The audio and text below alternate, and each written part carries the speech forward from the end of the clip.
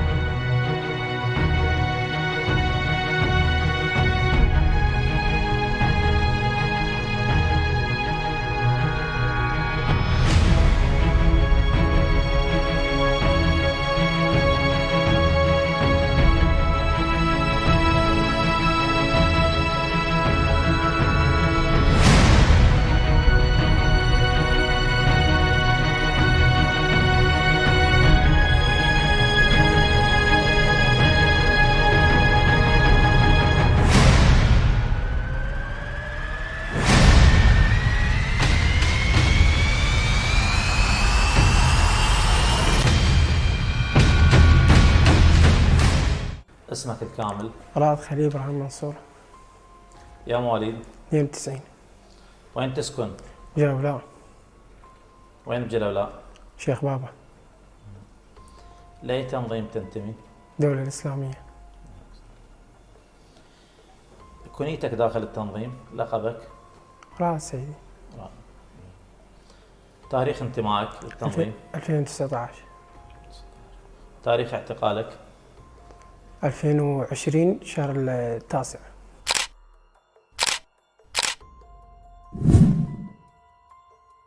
الإرهابي رائد خليل إبراهيم منصور تولد عام 1992، انتمى لتنظيم داعش الإجرامي عام 2019، ألقي القبض عليه أواخر عام 2020.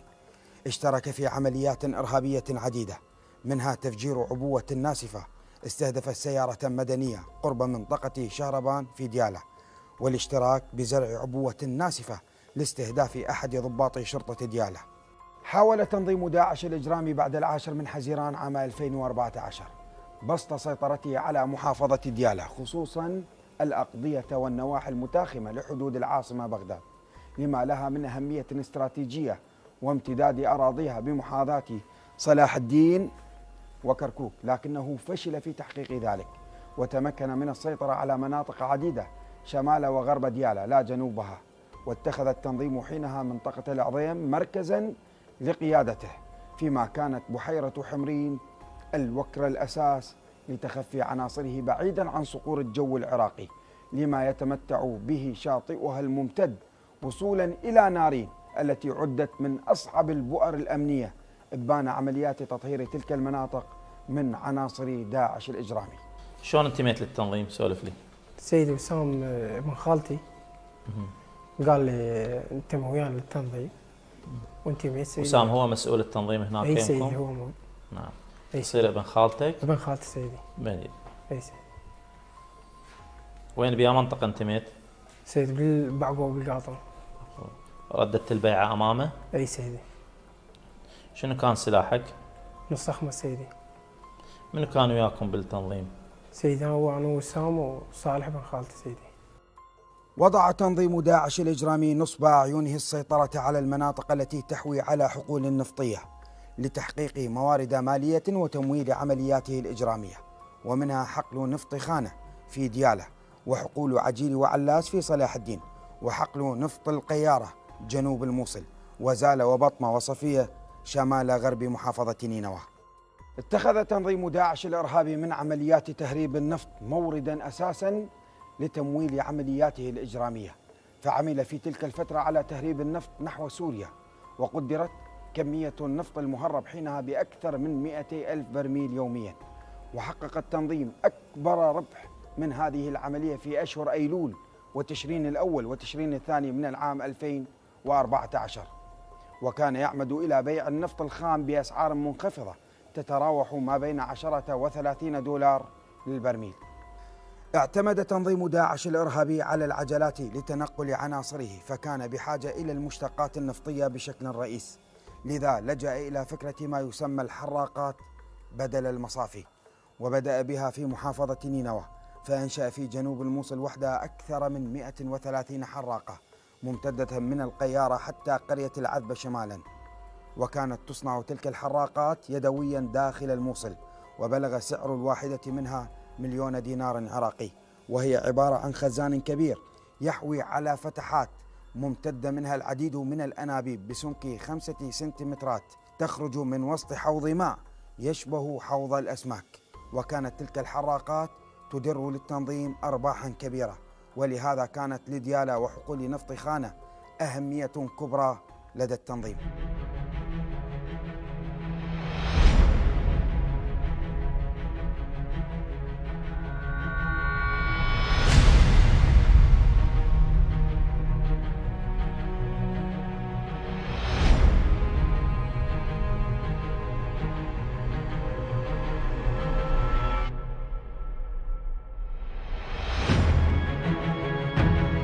بعد أيام قليلة من سيطرة داعش الإجرامي على نينوى وصلاح الدين والأنبار وجزء من ديالى وكركوك، بدأت حينها القوات الأمنية بعمليات تحرير الأراضي التي سيطر عليها التنظيم، وكانت محافظة ديالى من أوائل المناطق التي تم تحريرها، حيث كانت العمليات بمشاركة القطاعات الأمنية كافة من الشرطة الاتحادية والحشد الشعبي والجيش العراقي. وانطلقت أولى العمليات في شمال محافظة ديالى وشرق ديالى. حررت القوات الأمنية والحشد الشعبي مناطق عديدة في ديالى، وكانت ناحية العظيم أولى المناطق المحررة، حيث تم تحريرها في 27 من تموز عام 2014 في معركة قتل فيها أكثر من 50 عنصرا من داعش الإجرامي. أعقبها تحرير ناحية دل عباس وناحية المنصورية، لتحرر بعدها سدة العظيم في 14 من تشرين الثاني. ولم تقف قواتنا الأمنية والحشد الشعبي عند ذلك الحد، فاندفعت نحو نواحي جلولاء والسعدية في 23 من تشرين الثاني عام 2014 لتحررها بمشاركة قوات البيشمركة، في وقت تم تحرير ناحية قرتبة من سيطرة داعش في 26 من تشرين الثاني عام 2014. طهرت خلالها 27 قرية زراعية ليتم تأمين المناطق الحضرية كافة في ديالى. ومع تحرير الأراضي التي كان يسيطر عليها التنظيم الإجرامي، فقد التنظيم موارده البشرية، وهربت فلوله نحو الجبال والمناطق الصحراوية الوعرة. ومع انكشاف غطاء التنظيم وتمكن الأجهزة الاستخبارية من كشف هوية كافة عناصر داعش الإجرامي عبر التحري والملاحقة والمتابعة والاستطلاع والمصادر المباشرة وغير المباشرة، لذا حاول التنظيم الإجرامي كسب عناصر جدد، وكان الإرهابي رائد خليل واحدا من هؤلاء.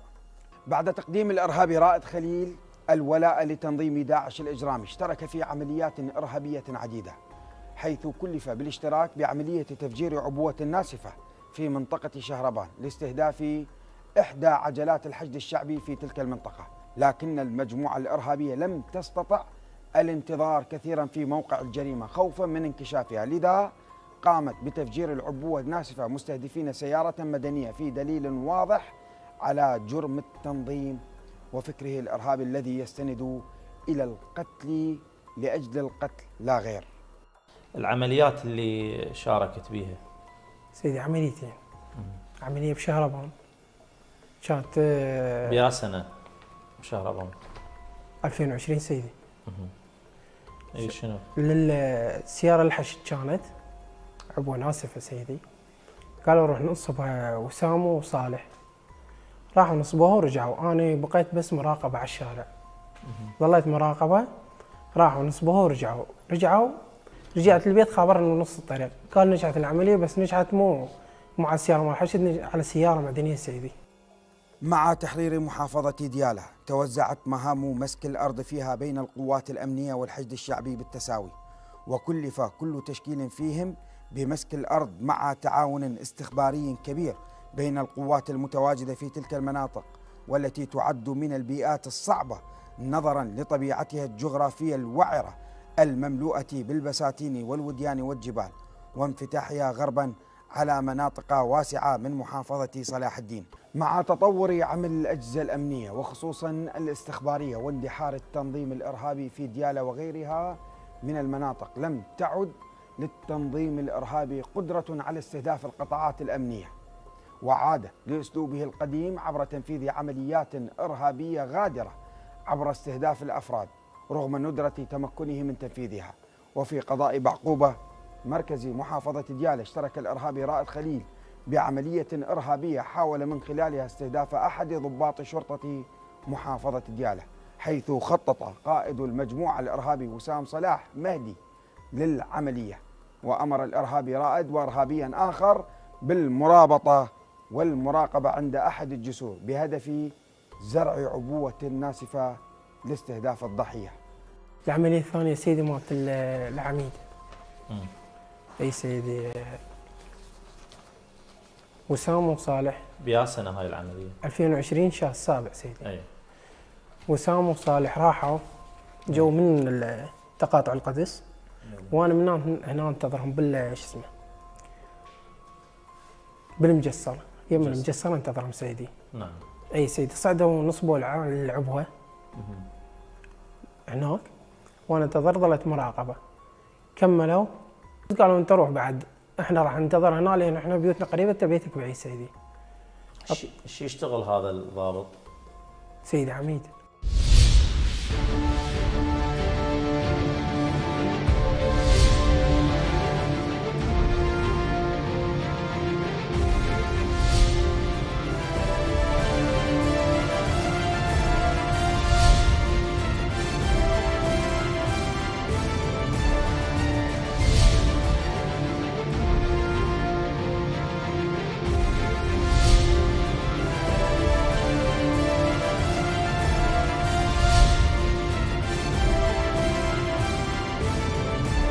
في عملية زرع العبوة الناسفة فوق الجسر لم يكن الإرهابي رائد خليل وحيدا، بل كان معه الإرهابي صلاح مهدي المكنى أبو وسام، والإرهابي صالح مصعب المكنى أبو عمر، الذي انتمى للتنظيمات الإرهابية منذ عام 2007 وتنقل بينها وصولا لبيعته تنظيم داعش الإجرامي، واشترك معه في عمليات إرهابية عديدة.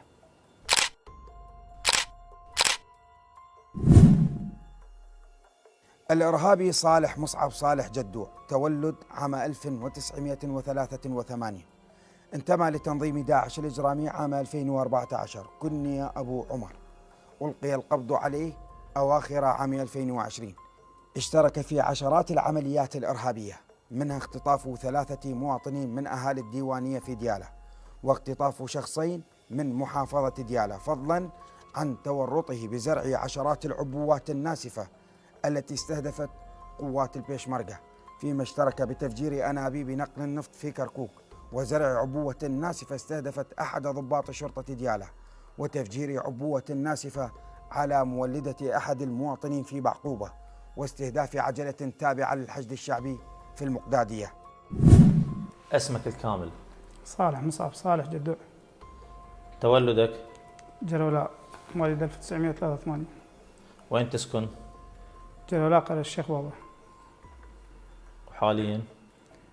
حاليا جلولاء، يعني آخر شيء شهربان. وين؟ قدادية، حي الحسين. حاليا لأي تنظيم تنتمي؟ تنظيم الدولة الإسلامية. يعني كنيتك داخل التنظيم؟ أبو عمر. أبو عمر. تاريخ انتمائك؟ تاريخ انتماء تنظيم الدولة الإسلامية 2014. تاريخ اعتقالك؟ سنة 2020 شهر 10. ظهرت العديد من المجموعات الإرهابية ومنها ما يعرف بتنظيم الأنصار قبل أن يغير تسميته إلى أنصار السنة بهدف تجير تلك التسمية لصالحه واستغفال الجهل من الشباب. واعتمد التنظيم على الفكر التكفيري كنهج أساس لعقائده من جهة وعمله المسلح الإرهابي من جهة أخرى. تركزت العمليات الإرهابية لما يعرف بتنظيم الأنصار في ديالى وكركوك والموصل، وهناك أسس التنظيم له قواعد عبر أوكار للتخفي وعجلات مدنية للتحرك داخل المدن وخارجها، فضلا عن مخابئ الأسلحة وغيرها، فيما استخدم أساليب عديدة لكسب عناصره، وركز بشكل أساس على شريحة الأميين نظرا لجهلهم بالعلوم الشرعية والأحكام الدينية التي كانت التنظيمات الإرهابية تستخدمها كسياسة للي النصوص القرآنية والأحاديث وتفسيرها بحسب ما تشاء بهدف تمرير أجنداتها الدنيئة. 2007 سيدي انتميت لتنظيم أنصار السنة. من كسبك لهذا الجيش؟ اللي كسبني أبو سام صلاح مهدي. صلاح مهدي؟ نعم سيدي. يعود لك بصلة قرابة هذا؟ زوجته تعود لنا. وين بأي منطقة؟ بالشيخ بابا سيدي. قمنا بعمليات يعني. من كان وياكم داخل التنظيم؟ سيدي كانت مجموعة من المنطقة من ضمنهم محمد أحمد تامر وحكيم محمد علوان. نعم. صباح لطيف منصور وصباح الويسي. في عام 2007 نشط تنظيم الأنصار بشكل ملفت في مناطق شمال ديالى، وهناك أقنع الإرهابي صلاح مهدي الملقب أبو سام الإرهابي صالح مصعب المكنى أبو عمر بالانتماء لتنظيم الأنصار، وبالفعل انتمى وتم تنسيبه إلى منطقة الشيخ بابا ليعمل في إحدى المجموعات الإرهابية إلى جانب الإرهابي محمد أحمد تمر والإرهابي صباح لطيف والإرهابي حكيم محمد علوان والإرهابي أحمد لطيف منصور وغيرهم من عناصر تنظيم الأنصار. عام 2008 نفذ الإرهاب المكنى أبو عمر أولى عملياته الإجرامية، حيث اشترك باختطاف 3 مواطنين من أهالي الديوانية كانوا قزاروا محافظة ديالى بهدف شراء محصول الرمان من منطقة الشيخ بابا، حيث قام الإرهابي صالح مصعب وأفراد مجموعته باختطاف الضحايا ليلا من أحد المنازل وتسليمهم إلى الإرهاب المكنى أبو وسام. بعدها بأيام قليلة شارك الإرهاب المكنى أبو عمر في عملية اختطاف شخص من ناحية جلولة. سيدي تم عمليات خطف 3 من محافظة الديوانية، يعني كانوا هناك جايين شراء حاصل. اي نعم سيدي. بعام هذا العملية 2008. اي نعم سيدي.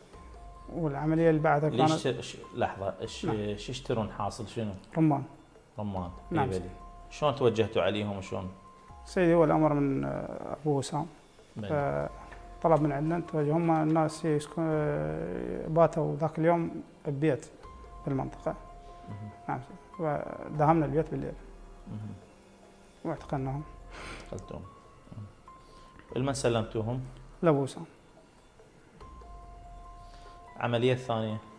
العملية الثانية نفس الحالة، كان واحد من غير من نفس يعني جلولة بس من غير قرية. من أي منطقة؟ من قرية كشكول. اي. فجاء نفس الحالة يشتري رمان، وهم انطانا أمر إنه نخطفه، فاتجهنا عليه بسيارتين. شنو نوع وصل فيكتورا ودايو برنس. نعم سيدي. وقفتوه بالطريق لو شنو؟ نعم هو كانوا يعني بالشارع دا يشتري. اي فوقفنا سيارات عروض بالشارع وخطفناه ومشينا. وايضا لمن سلمتوه؟ ايضا لابو سام. اواخر عام 2008 اشترك الارهاب المكنى ابو عمر في عمليه خطف مواطن يعمل مربيا للجاموس في قريه الاصلاح، حيث تم اختطافه قرب منطقه الغابه بالقرب من منزله ليقتادوه الى الارهاب المكنى ابو وسام.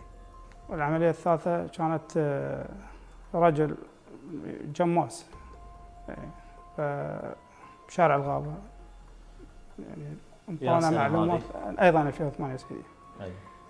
انطونا عليه معلومات، قالوا انه موجود هناك حتى تروحون عليه، واتجهنا عليه.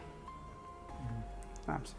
فنفس الحالة اختطفناه وسلمناه لأبو وسام، وقت هذا إلى جهة ما أعرف يعني مجهولة.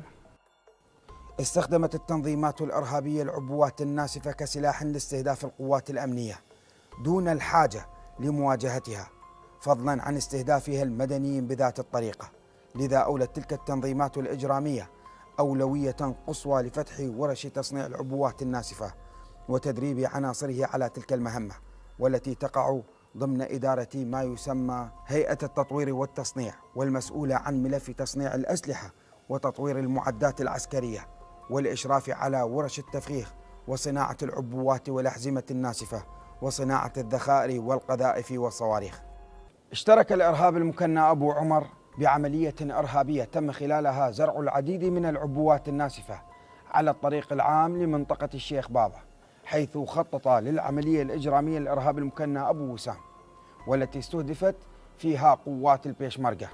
وبعد تنفيذ تلك العملية تم إلقاء القبض على الإرهابي محمد أحمد تمر، أحد عناصر مجموعة الإرهاب المكنى أبو عمر، وهنا عمل على تغيير منطقة سكناه هو والإرهابي صباح لطيف، حيث انتقلا إلى قضاء بيجي في محافظة صلاح الدين، والتي بقي فيها حتى عام 2012 قبل أن ينتقل إلى قرية قرتبة في قاطع الدبس في كركوك. العملية الرابعة سيدي نفذنا عبوات على البيشمركة. نعم سيدي. وين بها منطقة؟ بشارع الغابة أيضا، الشارع العام. شارع الغابة؟ وين نعم. هاي شارع الغابة؟ الشارع العام شارع الشيخ بابا سيدي. منطقة الشيخ بابا؟ نعم سيدي. أنت ايش كان دورك بها؟ سيدي أنا جندي. جندي. نعم سيدي. ما فرزت زرع العبوات الناسفة؟ نعم سيدي. هاي المجموعة اللي كانت وياك بزرع العبوات الناسفة نعم سيدي. منهم؟ والصباح لطيف منصور، وحكيم محمد علوم، محمد أحمد تمر، هم نفس المجموعة تقريبا يعني. ظليت أنت داخل السكن مالتك لو؟ لا سيدي، بعد ما ألقوا القبض على محمد أحمد تمر أنا انتقلت إلى محافظة صلاح الدين قضاء بيجي. شنو السبب؟ سيدي كان معترف علينا. اعترف عليكم؟ اعترف علينا نعم سيدي. اعترف على المجموعة مالتكم؟ المجموعة نعم سيدي. فاضطريت انه تنقل السكن مالتك الى منطقة؟ نعم سيدي، الى بيجي؟ صلاح الدين. نعم سيدي. انا وصباح لطيف. صباح لطيف. قد بقيت هناك ببيجي؟ بقيت الى حد سنة 2012 اسكن بيجي. بعدها انتقلت لكركوك. محافظة كركوك. وين كركوك؟ قرية قرتبة.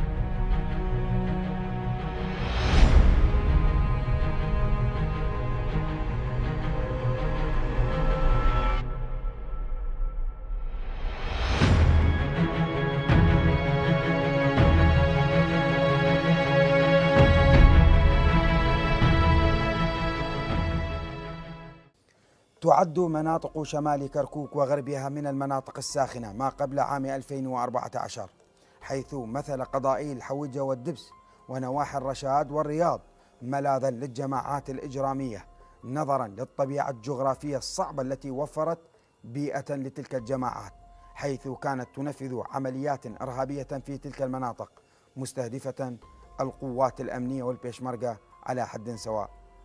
في قرتبة التقى الإرهابي المكنى أبو عمر بالإرهابي مقداد إبراهيم منصور، حيث طلب منه بيعة تنظيم داعش الإجرامي، وبايعه هناك على يد الإرهابي عمر محمد جدوع الذي كان يشغل منصب ما يسمى شرعي قاطع الدبس، وعمل حينها تحت إمرة الإرهابي مجيد محمد جدوع الذي كان يشغل منصب أمير قاطع الدبس في كركوك.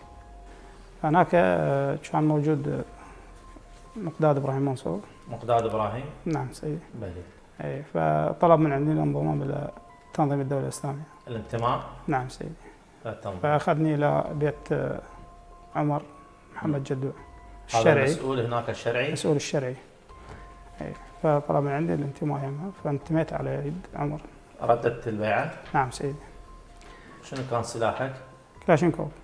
منو كان وياكم هناك؟ سيدي كانت مجموعة كبيرة، يعني هم مجموعة كبيرة اذكر لي قسم من يعني الأغلب منهم اللي أذكرهم يعني، وعلى رأسهم العسكري حسان. هو نفسه عمر؟ لا، مجيد مجيد محمد جدوع العسكري، وتحسين حسين خلف، محمد خالد محمد جدوع، هاشم نوري خلف، أثير عمر. لم تستهدف التنظيمات الإرهابية الإنسان فقط في العراق، بل حاولت تدمير البنى التحتية في البلاد، حيث ركزت التنظيمات الإجرامية ومنها داعش الإرهابي على استهداف المؤسسات النفطية والطاقة الكهربائية، وركزت بشكل أساسي على أنابيب نقل النفط في مناطق كركوك بهدف تعطيل تصديره. عام 2013 اشترك الإرهابي صالح مصعب المكنى أبو عمر في عمليات استهداف آبار النفط وخطوط النقل في محافظة كركوك، ومنها حقل نفط خباز، حيث نفذ أفراد مجموعته الإرهابية عمليات إرهابية عديدة استخدمت فيها العبوات الناسفة.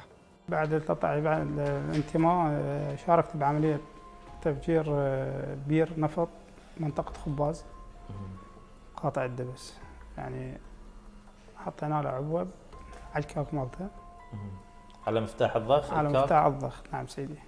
بيا سنة هذه العملية؟ 2013. العملية الأخرى؟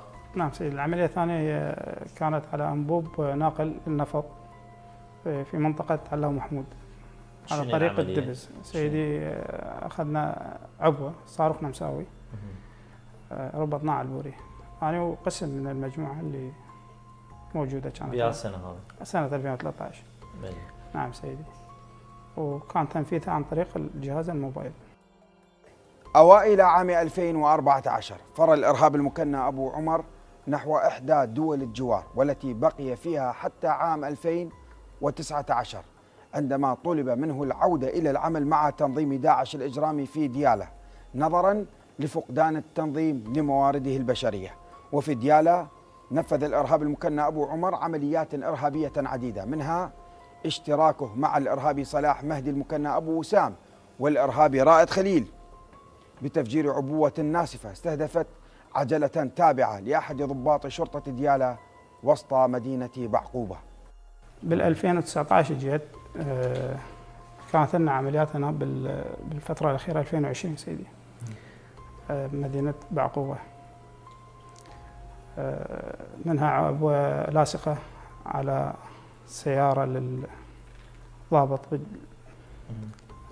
فأنا وسام ورائد، وسام صلاح مهدي ورائد اللي هو المسؤول عليها وسام صلاح. اي سيدي. فطلب من عندي انه اساعده بها.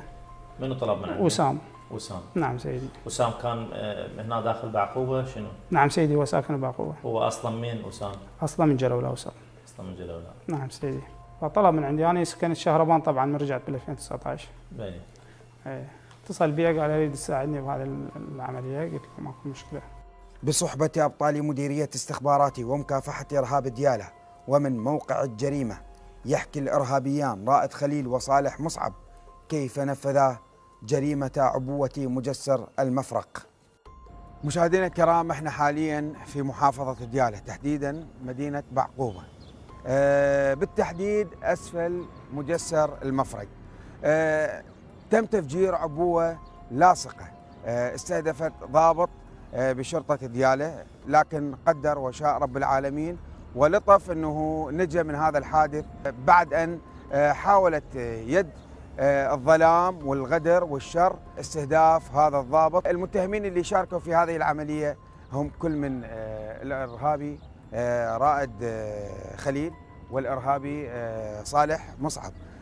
ذول الإرهابيين بالاشتراك مع أمير مفرزتهم حاولوا استهداف هذا الضابط عبر عبوة لاصقة، لكن الحمد لله والشكر نجا هذا الضابط من هذه العملية الإرهابية. وبالتالي بعد جهد كبير من قبل أبطالنا في مديرية استخبارات ومكافحة إرهاب ديالى تم إلقاء القبض على ذول المتهمين، وأمير مفرزتهم أيضا تم إلقاء القبض عليه وهو الآن يعني خلف القضبان عند جهاز مكافحة الإرهاب قاطع ديالى. حيتحدث لك كل من الإرهابيين دول الاثنين عن طبيعة العملية، يعني من اللي خطط، من اللي أوصل العبوة اللاصقة وكيف تمت المراقبة، وأيضا عملية الاستهداف كيف تمت. فحيعطوني كل معطيات وحيثيات هذه العملية الإرهابية. حيبدي لي الإرهابي صالح مصعب يتحدث لي، المكنى أبو عمر طبعا حيتحدث لي عن هذه الجزئيات، كيف بدأت العملية، من اللي خطط، من اللي هيأ، من اللي نفذ. نعم سيدي بالبداية وسام هو أمير المفرزة. وسام صلاح هو اللي طبعا رتب هذا الشيء وخطط، فاتصل بنا. أنا أسكن المقدادية. نعم. فاتصل علي الصبح الساعة 6 تقريبا، قال لازم تجيني حتى عندي شغل. جيته، قلت له وين أجيك؟ قال تعالي تقاطع القدس. أنتم هاي أول عملية تشاركون بها؟ هذه الثانية. الثانية كانت. نعم. الأولى علي من كانت؟ الأولى هي مالت المولد. نعم. أيوة. مشاهدينا الكرام، طبعا هذا الإرهابي اللي هو صالح مصعب شارك ب3 عمليات إرهابية ويا أمير مفرزته. تفجير عبوة لاصقة أيضا على صاحب مولده، يعني على مولد، وأيضا تفجير عبوة ناسفة استهدفت عجلة للحشد الشعبي في قضاء شهربان. نعم. أيضا بالاشتراك مع الإرهابي رائد خليل. نعم. نعم سيدي. فجيت وصلت التقاطع القدس الساعة 7 إلا ربع تقريبا. اجى هو ورائد، وسام ورائد، على دراجة نارية. فقال لي انتظرني هنا لحد ما ارجع لك. فانتظرت التقاطع القدس. بس خلي يكمل. نعم. كمل لي رائد. سيدي رحنا انا وسام من البداية. انتم جيتوا على دراجة؟ جينا على دراجة سيدي. نعم. نعم سيدي. رحنا التقاطع القدس على صالح، اخذنا العبوة ورحنا سيدي. من وين اخذتوا العبوة؟ من سيارة صالح سيدي. نعم. اي سيدي. ورحنا فمسافة، قال انت انزل هنا بس راقب لي على شو تسوي العبوة يمك؟ سيدي هو كانت يمه قبل بيوم، خلاها يمي. نعم. قال حتى من خابرك تجي تعطيني اياها. انت منين استلمت العبوة؟ من وسام. من وسام نفسه. نعم. بقاها يمك. نعم. وبعدين رجع استلمها من نعم. عندك. كمل. فصعد هو وصالح بالسيارة مالته، وانا قال له روح انتظرنا من المجسر اللي قدام. فجيت انتظرتهم هناك، جي هو وصالح. يما الترافيك لايت خبرني، قال روح انت بعد انسحب. قلت له انا اروح، قال روح للبيت مالتي، هسه انا اجي وراك. قلت له يلا هذا هو. فانا انسحبت للبيت مالتي. رحت ورا نص ساعه تقريبا خابرني، قال نجحت العمليه سيدي. نعم. اي سيدي. انت وين ظليت بالمراقبة بهاي الفترة؟ سيدي لي قبل المجسر اللي غاد. قبل المجسر؟ اي اللي غاد. ليش خلاك هناك؟ هو قال لي راقب لي يعني على الوضعيه هناك. نعم. اي سيدي. هو كان يعتقد ان الضابط استهدف. اي سيدي. مو؟ اي سيدي. نعم. كمل لي انت دورك. نعم كان؟ سيدي. انا بالنسبه لي وصلت بعد ايه؟ نعم. بعد ما راح رائد اخذ الدراجه وراح، صعد وياي بتقاطع القدس. هو نعم. اجينا. انت من سلمك العبوه بالبدايه قال لك عندنا هيك عمليه؟ ما قال لي. هو عنده طبيعه انه ما يحكي. نعم. ايه. بعدين؟ اي. فاجينا انا وياه بتقاطع القدس، بس تاخرنا تقريبا ربع ساعه. ايش وقت بلغك بالعمليه؟ وبلغني هو، قال لي الساعه 6 دق علي الصبح، قال تجيني عندي شغل. نعم. اي. فاجيته. اي. فقلت لك بعدين بعد ما راحوا ورائد ورجعوا، صعد وياي رائد، راح على الدراجه، صعد وياي مشينا. قلت له وقف، قال وقف شويه انتظر. انتظرنا تقريبا ربع ساعه، قال يلا امشي. طبعا هو يعرف انه مرتب كامل، انه السياره اجت عرف، فما قال لي هو هاي السياره. مشينا وصلنا لترافيك لايت. اخرنا ترافيك لايت، العميد عبرنا بترافيك لايت، ما لحقنا احنا بيه. ففتح الترافيك لايت، مشينا. قال لي نزلني يم الجسر مال المشاط اللي قبل المجسر. قلت له ليش هنا؟ قال هاي هذا السياره واقفه. فظهر يعني كان العميد نزل من السياره، الله اعلم يعني، او فاني نزلت هنا ومشيت. قلت له وين اروح؟ قال انتظرني بمكان. فاني ما قدرت اوقف فوق المجسر او هيك، نزلت بالصفحه الثانيه اللي من جهه الحي الصناعي. انتظرته هناك. بعد تقريبا ربع ساعه او اكثر صار الانفجار. نعم سيدي. اتصلت علي، قلت له اجيك؟ قال لا روح بعد ما احتاجك. فاني عاد رجعت، طلعت بوجهي، رجعت للمقداديه.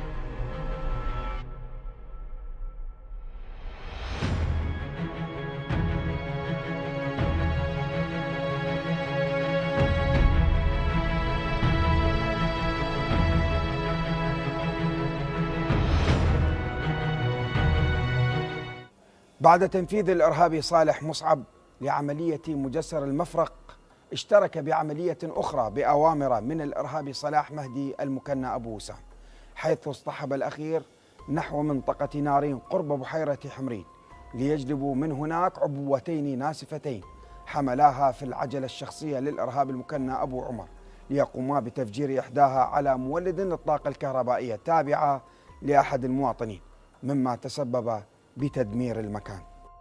العملية اللي بعدها على مولد بالمنطقة، هو على قوله أنه هذا صاحب المولد أنه ينتمي للحشد صفته هو كمسؤول يعني عليكم. كمسؤول طبعا. نعم نعم. سيدي. أي. أيضا أخذته ورحنا وصلت اليم المكان المولد، فحط العبوة للمولد ومشيت مسافة عنها، تركته نفذها ووصلت البيت أيضا. زرعوا العبوة للمولد داخل المولد. نعم سيدي. وتم تفجيرها أيضا. نعم سيدي، عن طريق التليفون. ايش أدت إلى أضرار، حصول أضرار؟ سيدي المكان البناء مالت المولد والمولد أعتقد تأدت. زين هاي ميلكم هاي العبوة؟ سيدي هذني هو كان عنده وحدة أعتقد وحدة أو أكثر، ما أعرف أنا. قبلها أنا ما كان عندي اتصال به، بس من كان عندي اتصال به ويمكن عنده وحدة بالبيت حاطها.